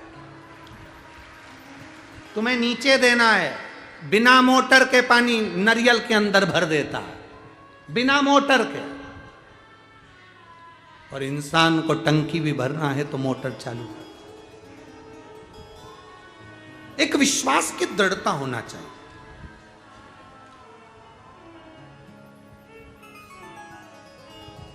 एक भरोसे की दृढ़ता होना चाहिए। जिस समय भगवान राम, मेरे राम जी महाराज जिस समय पर सिंहासन पर बैठे, तो माता कौशल्या जी ने भरत, शत्रुघ्न, लक्ष्मण, मांडवी, श्रुतकीर्ति, उर्मिला सबसे कहा, भैया राम अवध के राजा बनकर बैठे हैं। अयोध्या के राजा तुम्हारे भैया राम बनकर बैठे हैं।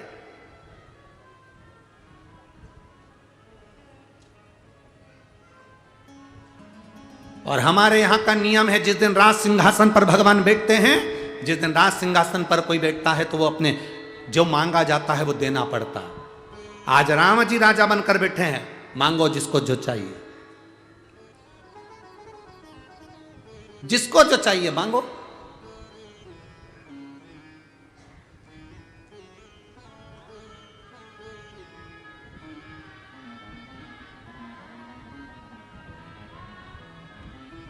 महाराज उर्मिला जी आई, लक्ष्मण जी साथ। लक्ष्मण जी ने कहा भैया आपके चरणों की सेवा दे दीजिए। उर्मिला जी ने कहा बस मैं अवध में रहूं और इस रघुकुल की रीत को निभाते रहूं, ऐसी कृपा कर दीजिए। मांडवी जी आई, भरत जी आए, राम जी के चरण की सेवा मांगी। शत्रुघ्न आए, उन्होंने भरत जी के चरणों की सेवा मांगी। श्रुतकीर्ति आई, शत्रुघ्न जी की धर्म पत्नी आकर खड़ी हुई। सीता जी ने कहा श्रुतकीर्ति मांगो, तुमको क्या चाहिए, तुम्हें जो मांगना है मांग लो। श्रुतकीर्ति कहती है राम जी से जो मांगूंगी दे दोगे भैया राम। एक भी ना मांडवी ने ना उर्मिला जी ने ऐसा नहीं बोला जो श्रुतकीर्ति ने कहा भैया जो मांगूंगी दे दोगे। कौशल्या जी उठकर खड़ी हो गई, उन्होंने कहा श्रुतकीर्ति कैसे शब्दों से संबोधन कर रही हो, जो मांगना है मांगो। राम जी अवध के राजा बनकर बैठे हैं, तुम्हें जो चाहिए मांग लो। के कई मैया को लगाइए, कहीं डबल से 14 वर्ष का वनवास नहीं मांग ले, फिर से ना मांग ले। के कई मैया हाथ जोड़ती अपने सूर्य नारायण भगवान के, मेरे ऊपर जो लगा कलंक भी श्रुतकीर्ति पर ना लगे। ऐसा कुछ ना मांग ले जिससे दिक्कत हो जाए, मांगो श्रुतकीर्ति। सीता जी ने कहा मांगो मांगो श्रुतकीर्ति, क्या चाहिए तुमको। श्रुतकीर्ति कहती है जी मुझे आपसे नहीं मांगना है, मुझे भैया राम से मांगना है। पहले इनसे हाँ भरवा, मैं मांगूंगी वो देना पड़ेगा इनको। राम जी ने मुस्कुराकर बोले श्रुतकीर्ति मांगो तुम्हें क्या चाहिए। भैया वचन दो, जो मांगूंगी दे दोगे। वचन देता हूं जो मांगेगी दे दूंगा। पूरी सभा खड़ी हो गई, ना जाने श्रुतकीर्ति क्या मांगने वाली है। श्रुतकीर्ति हाथ जोड़कर कहती है भैया आपने जो वन में कपड़े पहने थे वो कपड़े मुझे दे दो, वो मुझे चाहिए। वन के कपड़े? हाँ। राम जी ने पूछा वन के कपड़े का तुम क्या करोगे श्रुतकीर्ति। श्रुतकीर्ति कहती है इस जीवन का कोई ठिकाना नहीं। जो एक दिन बाद राजा बनने वाला था, सिंहासन पर बैठने वाला था, उसको रात भर के अंदर दूसरे दिन 14 साल के लिए बन जाना पड़ जाता है। इस जीवन का कोई ठिकाना नहीं, कब किसको कहाँ जाना पड़ जाए। इसलिए मैं तैयारी कर कर रखना चाहती हूँ, अपनी पूरी व्यवस्था कर कर रखना चाहती हूँ। माता श्रुतकीर्ति से हमको सीखना है। जीवन में दुख और सुख दोनों चलते हैं। जिंदगी में कब दुख आएगा कब सुख आएगा कोई मालूम नहीं पड़ता। तैयारी पूरी रखिए। पंढरपुर आ रहे थे, उसके पहले तुमने बैग तैयार करा। कहीं जाते हो टिकट बनवा कर तैयार रखते हो, कहीं जाना है तैयारी पूरी करते हो। तैयारी कर कर तुम कथा में पहुंचे हो, तैयारी कर कर तुम कहीं जाते हो। उसी तरह एक तैयारी अपनी जिंदगी में रखिए कि अगर दुख भी आया, तकलीफ भी आई, तो मैं परमात्मा को नहीं छोड़ूंगी, मेरी पूरी तैयारी है, देखा जाए। दुख की घड़ी में भी मेरी तैयारी रखी, मैं भगवान के भरोसे चलूं। मैं स्वयं तैयार खड़ा हूं, कमर पर हाथ रखकर मैं खड़ा हूं तेरे कष्ट को हरने के लिए। दुख तेरे सम्मुख में नहीं आ सकता। यहां लाखों लोग वारी करने के लिए वारकरी आते हैं, ठाकुर जी की परिक्रमा करते हैं, पांडुरंग हरि विठल की परिक्रमा करते हैं। वारी करने वाले को यह लगता होगा कि हम वारकरी हैं, हम वारी कर रहे हैं, हम परिक्रमा कर रहे हैं।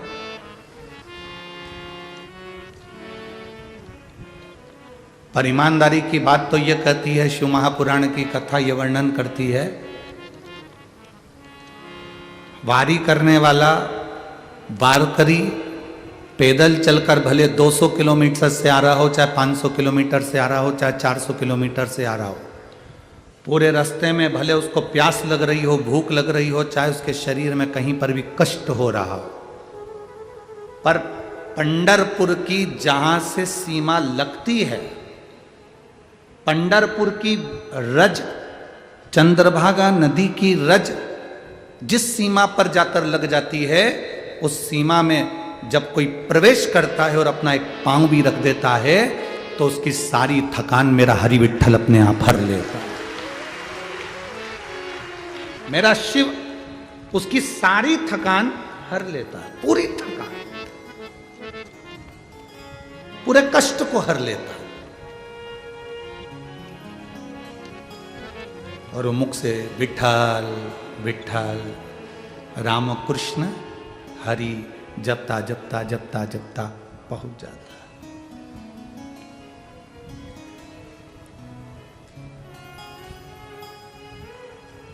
हमने जो दिया वो हमें मिला। एक संकल्प आपकी जिंदगी में जब आप धारण कर लेते हैं, हमने अमरावती की कथा में कहा था कि जब व्यक्ति संकल्प लेता है तो उसको पूरा स्वयं महादेव करता है।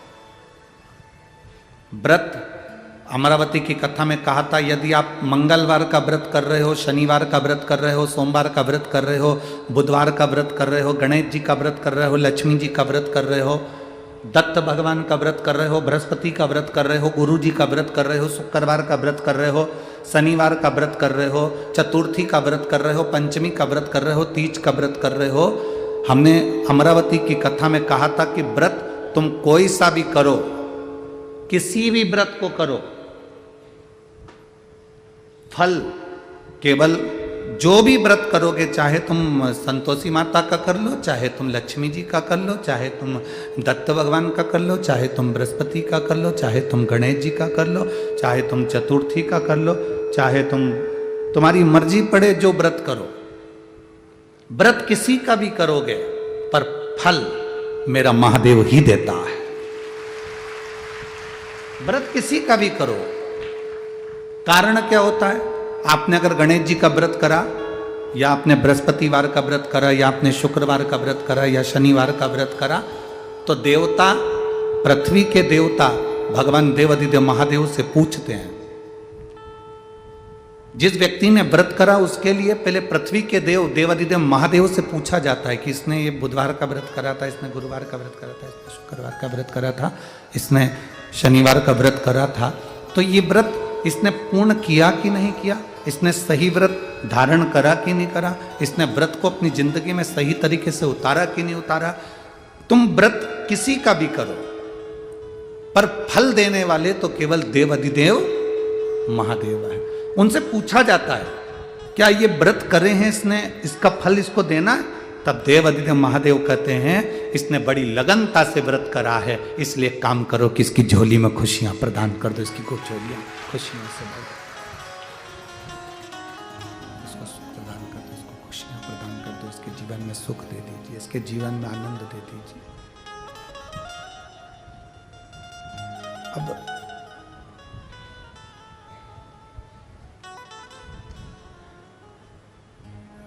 संकल्प तुमने लिया, पूर्ण करने वाला वो देवाधिदेव महादेव पूरा करता है। संकल्प तुम्हारा है, पूर्ण वो करेगा। संकल्प तुम कर सकते हो पर पूर्ण। संत नामदेव जी ने एक संकल्प लिया था कि मैं फलाहार करूंगा, एकादशी पर फलाहारी दूंगा, पर हरि विठ्ठल तो हरि विठ्ठल। एक बूढ़े का रूप रखकर आ गए और बुजुर्ग का रूप रखकर आकर बोले, नामदेव मुझे भूख लग रही है, बहुत तेज भूख लग रही है, मुझे खाने के लिए कुछ दे दे नामदेव, मुझे बहुत भूख लग रही है नामदेव, भोजन के लिए कुछ दे।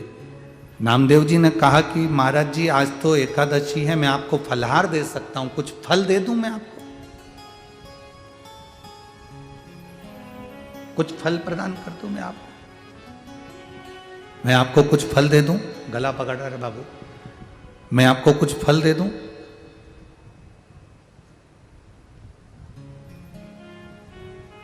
बुजुर्ग का रूप रखकर हरि विट्ठल जो आए थे, मेरे हरि विट्ठल ने कहा नहीं नहीं नहीं, हमको फल नहीं खाना है, फराल नहीं करना है, आप हमको भोजन कराइए। नामदेव जी हाथ जोड़कर बोले आज एकादशी है, मैं आपको अन्न नहीं दे सकता। अन्न तो तुम्हें देना पड़ेगा, नहीं तो मैं भूखा मर जाऊंगा, मैं फलाहार नहीं करूंगा।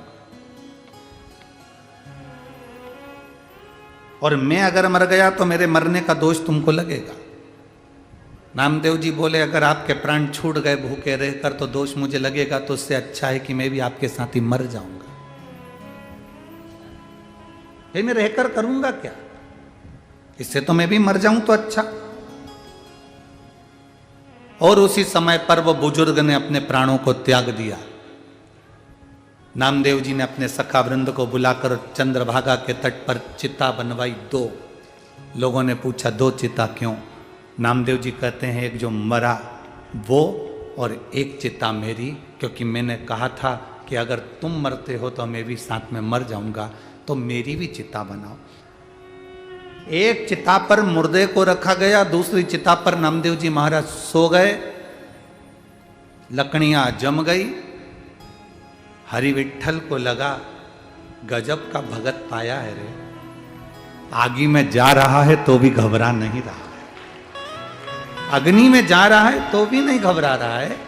मेरे हरि विट्ठल चंद्रभागा के तट पर 4 हाथ रखकर मेरे पांडुरंगा सामने प्रकट होकर उसको उठाकर अपने हृदय से लगा लेते हैं, अपने हृदय से।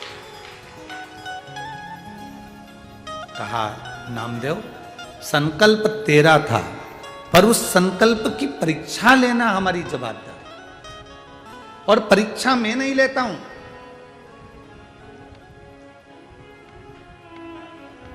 परीक्षा लेने की जवाबदारी मेरी है, पर परीक्षा मैं नहीं लेता हूं। परीक्षा कौन लेता है? तो कहा परीक्षा लेने वाला भी महादेव है और परीक्षा का फल देने वाला भी महादेव है। वो परीक्षा लेता भी है और देता भी, फल बहुत है।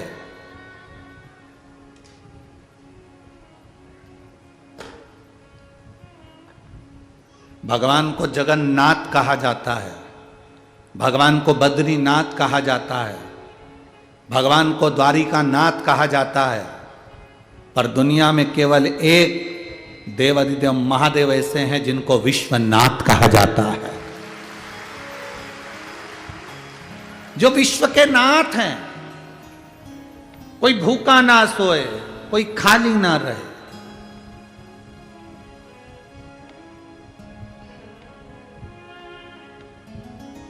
लोग कहते हैं गुरुजी हम कथा में आए हैं, हम कथा श्रवण करने के लिए आए। हम कहते हैं तुम कथा में नहीं पहुंचे, पहले तो ये अंदाजा लगाओ कि आप कहां कथा सुनने के लिए आए हो। कहां पर आए हो? चंद्रभागा नदी के तट पर। जम के बोलो कौन सी नदी? चंद्रभागा नदी के तट पर। और दूसरा नंबर हरि विट्ठल के पावन चरणों में आप कथा सुनने के लिए आए। जो लोग कहते हैं कि चंद्रभागा नदी या हरि विट्ठल का चरित्र अभी का है या पंडरीनाथ का मंदिर अभी का है, हरि विट्ठल अभी के हैं, हम उनसे कहेंगे आप स्कंद पुराण, पद्म पुराण, गर्ग संहिता सब पढ़ो, दिल से पढ़ो, उसमें आपको सब कुछ मिल जाएगा कि चंद्रभागा कब की है, कब का ये चंद्रभागा का तट है। यहाँ हरि विट्ठल सदा सदा हमेशा विराजमान रहे हैं। बस उनको याद करने वाला कोई पुकारता है और हरि विट्ठल दौड़कर चले आते हैं।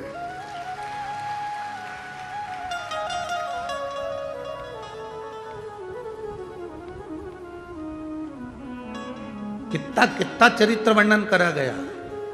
राजा कर्ण की कथा सुनी आप लोगों ने? अरे बोलो, जम के बोलो जरा। महाभारत में कर्ण को पहचानते हो?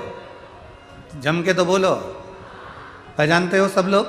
राजा कर्ण की कथा सुनी होगी। कौन था ये राजा कर्ण? कौन था? आप लोग बोले दानवीर।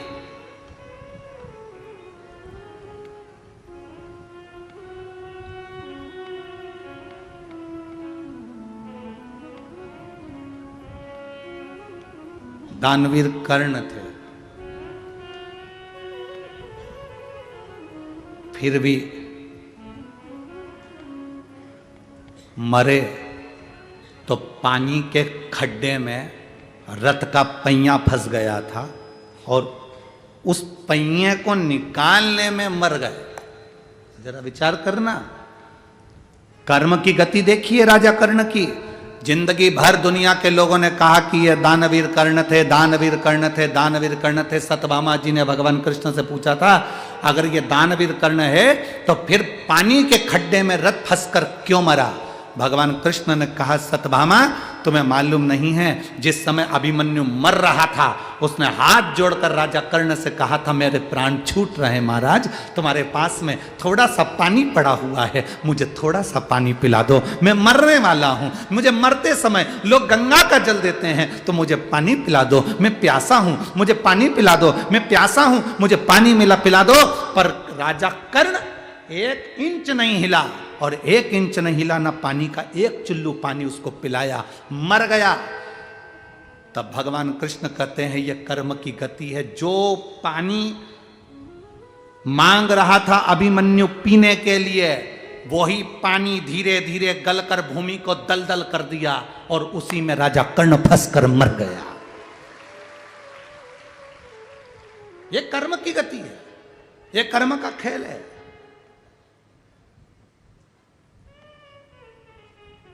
कौन था राजा कर्ण? पूर्व समय में दुर्दुम्ब नाम का एक असुर, एक राक्षस था। क्या नाम था उसका? दुर्दुम्ब। राजा कर्ण पूर्व समय में एक दुर्दुम्ब नाम का एक असुर, एक राक्षस, जिसने सूर्य नारायण भगवान की तप साधना करी, आराधना करी, और भास्कर देव की, सूर्य देव की आराधना करी तो सूर्य देवता प्रसन्न हो गए।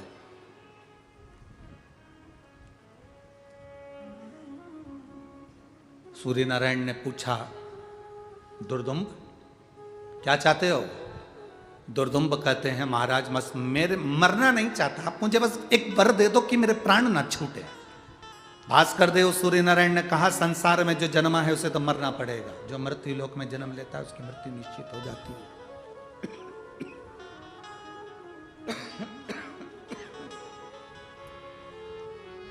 जो मृत्यु लोक में जन्म लेता है उसकी मृत्यु निश्चित है, उसको मरना ही है। मरना निश्चित है, हाँ। और कुछ मांग लो। राजा उस दैत्य असुर दुर्दुम्ब ने तब आखिरी में सूर्य नारायण से कहा कि मुझे कवच दे दो, जब तक कवच मेरे पास में रहे तब तक मैं ना मरूं। तथास्तु, मैं तुझे एक कवच देता हूं। दुर्दुम्ब ने कहा, मुझे एक कवच नहीं चाहिए। एक कवच तो हो सकता है कि कहीं बेकार हो जाए। कितने कवच चाहिए? मुझे 100 कवच कुंडल दे दीजिए, जिसको मैं धारण करके रखूं तो मैं मरूं ना। सूर्य नारायण भगवान ने कहा कि दुर्दुम्ब, तू मरेगा तो पक्का है, ये तो निश्चित है कि तुझे मरना पड़ेगा। पर एक बात सुन ले, एक बार तो सुन, तेरे ये 100 कवच हैं, ये कवच जिस दिन कट गए, चले गए, समाप्त हो गए, उस दिन तुम मर जाएगा। तो मुझे वर दो कि मेरा कवच अगर कोई उतारेगा या मेरा कवच कोई काटेगा तो वो भी मर जाएगा। सूर्य नारायण ने कह दिया, तथास्तु, जो तेरे कवच को काटेगा वो मरेगा, उसी क्षण मरेगा। ये मेरा वर है तुझको, जा।